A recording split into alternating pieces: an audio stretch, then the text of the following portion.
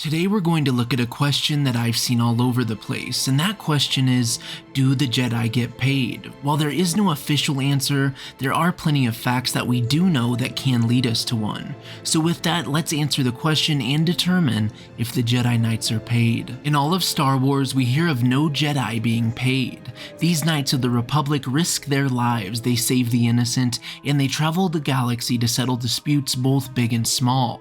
And while we don't have the exact answer, we do have other facts. To begin, let's look at how the Jedi Order and its Grand Temple stay afloat, and there are two main ways. The first comes by the Republic itself, being the main source. Just as one might imagine, a budget is formed by the Senate, and part of it is sent to the Grand Jedi Council, where funds can be used for items such as temple upkeep, supplies, and more.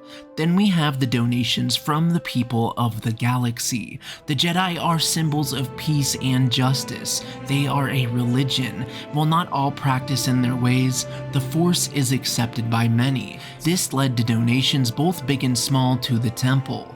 Do note that this probably did change in the Clone Wars, especially as the Jedi shift their focus to the war itself and conducted far less humanitarian efforts. But by that time, the Republic funding was most likely far heavier in order to keep the Jedi leading the war. Now let us ask, what do Jedi receive from the Order?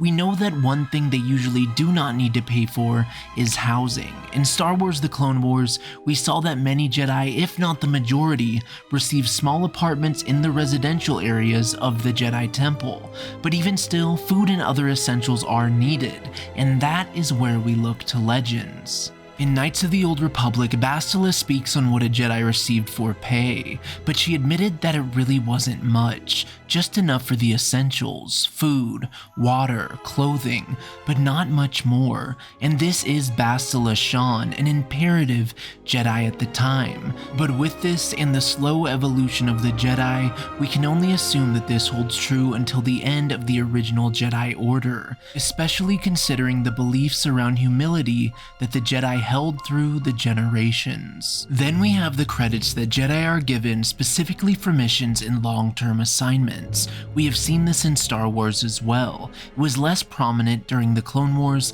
just like donations, but it was particularly strong when the Jedi were the true guardians of the people. Sometimes they would have to go and spend days in a village, and there they would need to eat and provide for themselves, this and so much more. So let's all put this together and come to the conclusion that yes, the Jedi did get paid, just not in the way we all think of.